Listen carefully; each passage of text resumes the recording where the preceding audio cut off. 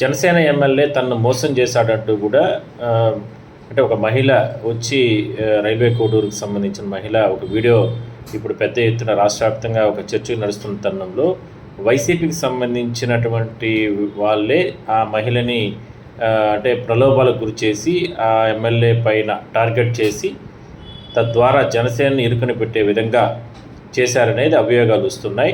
అయితే మహిళకు సంబంధించి మాత్రం మహిళా సంఘాల నేతలు వీళ్ళందరూ కూడా ఆ మహిళకి న్యాయం చేయాలనేది పెద్ద ఎత్తున డిమాండ్ వ్యక్తం చేస్తున్నారు. మరి ఆ మహిళ ఇంకా కొన్ని సంచలన విషయాలు మాట్లాడడం జరిగింది, అవి కూడా చూడండి. మొత్తం డార్క్గా ఉంది ప్లేస్. ఎందుకండి ఆపారు అనేసరికి నాకు నువ్వు సెక్షువల్గా కావాలి అనేసి అడిగారు. లేదండి నేను సెక్షువల్గా కుదరదు, నేను అలాంటి దాన్ని కాదు అనేసి చెప్పాను.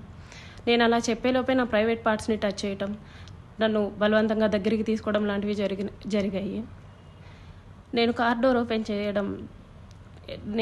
ఓపెన్ చేయడానికి ట్రై చేశాను.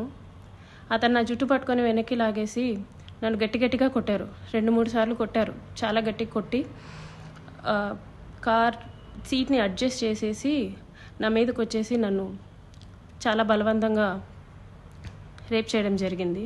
నెక్స్ట్ డే కూడా ఆయన కలుద్దాం, మాట్లాడాలి అని చెప్పేసి బెదిరిస్తూ వచ్చారు.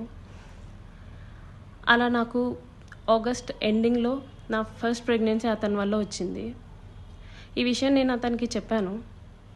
చెప్తే అబార్షన్ చేయించుకో వెంటనే అనేసి అన్నారు. నేను అబార్షన్ చేయించుకోవట్లేదు, నీ వల్ల నాకు ఇంత జరిగింది, నేను అబార్షన్ చేయించుకోవట్లేదు అంటే అప్పటికి నన్ను బెదిరించారు. నువ్వు అబార్షన్ చేయించుకుంటే నువ్వు బ్రతుకుతావు, నీ ఫ్యామిలీ బాగుంటుంది, నీ ఉద్యోగం బాగుంటుంది, లేకపోతే నా గురించి నీకు తెలుసు అని చెప్పేసి చెప్పడం జరిగింది.